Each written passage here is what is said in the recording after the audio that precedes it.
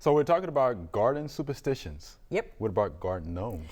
Oh, yes, and I brought my little friend along. I'm telling you, y'all, there's such an interesting history to these things.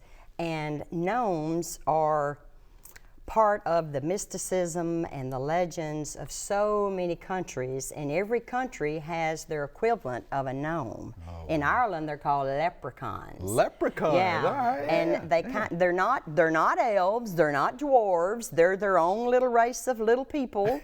Okay. And the gnome actually in German means earth dweller. So they live underground, and they are considered to be good luck if you don't mess with their treasure, because they're also keepers of treasure, particularly gold. Yeah, I was going to ask what kind of treasure. Underground, okay. Yeah, and you wonder, well, how did they get into the garden deal? What's the deal with putting them in your garden? Well, there's also some legends that say, since they are earth dwellers, they're all about the earth and plant processes. So they're good luck to have in a garden, because actually, you know, they don't like light. They don't like light. Actually, if they come out of ground, which obviously this one did, in daylight they turn to stone. Ah. So it's kind of cruel to have all these little stone captured gnomes in your garden. And actually there's a gnome liberation front. Really? Seriously, I know it's crazy. And especially in France and England, which apparently take their gardening really seriously. Wow. So yeah, it's kind of a fun thing. But anyway, that's sort of the legend that, you know, when they come out of their ground and they get in the daylight, they turn to stone. Oh. But people like to put them in their gardens because they do. At night, they become real again, right. And they take care of your garden. Okay. And they got, there's a, what started it actually, the little statues and things, was in Germany. And let me see if I can remember the guy's name. Let me see if I can find it here.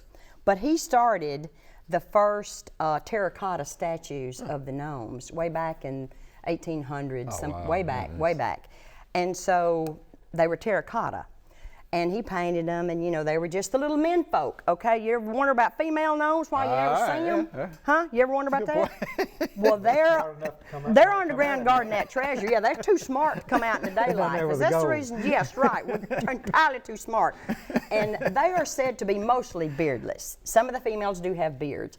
But maybe that's the reason they don't come out. They're ashamed of their beard. I don't know. You really don't see a lot of female gnomes, and that's the reason. Yeah. So anyway, this guy in Germany kind of built on the legends of the traditions of the gnome, which was very much a part of the mythology, or whatever you want to call it, of the country. So he built all these little terracotta statues, and that kind of started the process. And this guy from the United Kingdom comes to Germany, and he brings back about 24 or 29 of these little dudes to the United Kingdom. So that was the first gnomes to make it to the United, which are the descendants of all the gnomes that we know now. Okay. And so actually there's only one of that original group still, I guess you'd say, alive, and his name is Lumpy. Lumpy. And they have him insured for, guess what, £1 million. Lloyd's of London. Yeah.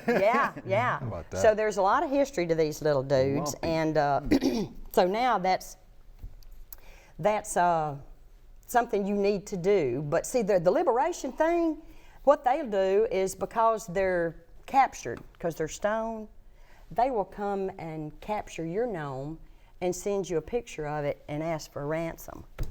It's crazy. Oh, it's fun. It's all in fun. Yeah, it's all in fun. Yeah, they kidnap you gnome. And there's so much in modern movies and things like that, and they even name computer systems after gnomes.